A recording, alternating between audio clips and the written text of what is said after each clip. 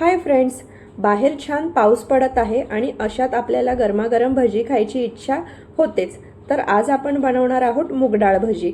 त्यासाठी इथे मी मूगडाळ घेतलेली आहे. ही मूगडाळ मी रात्रभर भिजत घातलेली होती. 1 वाटी मूगडाळ घेतलेली आहे. तर सर्वात आधी मी या मूगडाळीमधलं पाणी काढून घेणार आहे. तर ही पाणी काढून घेतलेली मूगडाळ आता आपण मिक्सरच्या भांड्यामध्ये काढून घ्यायची आहे.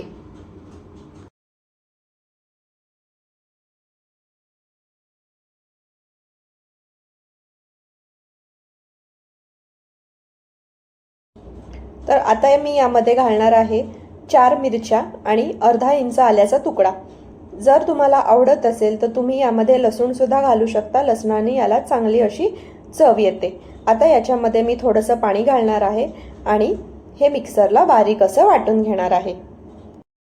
अशा प्रकारे आपल्याला याची बारीक अशी पेस्ट करून घ्यायची आहे. आता हे मिश्रण मी एका बाउलमध्ये काढून घेते.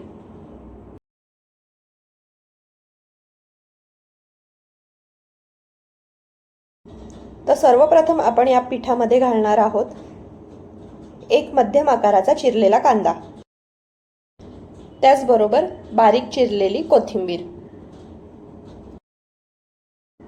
त्याचबरोबर याच्यामध्ये आपण घालायचा आहे अर्धा चमचा हळद, तसेच पाव चमचा बडीशोप. बडीशोप ऑप्शनल आहे, तुम्ही याच्या बदली ओवा सुद्धा वापरू शकता. आता याच्यामध्ये आपण घालायचं आहे तांदळाचं पीठ. तांदळाच्या पिठाने याला कुरकुरीतपणा येतो, त्याच्यामुळे इथे मी 2.5 चमचे तांदळाचं पीठ यामध्ये घातलेलं आहे. आणि आपण यामध्ये घालणार आहोत चवीनुसार मीठ. आता हे मिश्रण आपण व्यवस्थित चमच्याच्या साहाय्याने मिक्स करून घ्यायचं आहे. ही भजी झटपट होतात. लहान मुलांच्या छोट्या भुकेसाठी तुम्ही अगदी पटकन ही भजी बनवू शकता.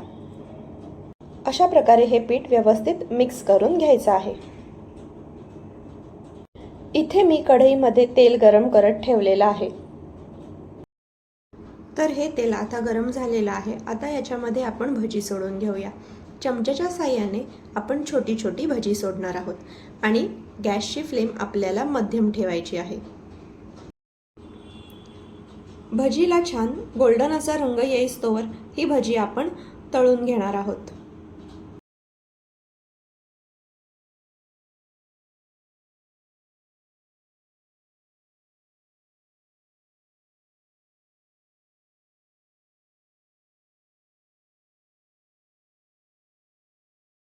थोड्या वेळाने आपण अशा प्रकारे झाऱ्याच्या साहाय्याने ही भजी मोकळी करून घ्यायची आहे.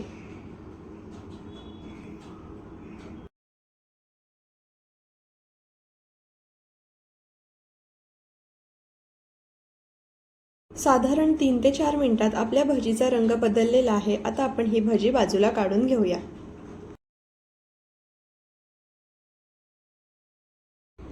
अशा प्रकारे आपण सर्व भजी तळून घ्यायची आहे.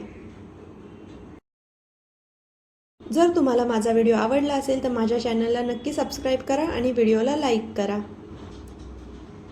तर अशा प्रकारे आपली पावसाळा विशेष भजी तयार झालेली आहे. Thank you.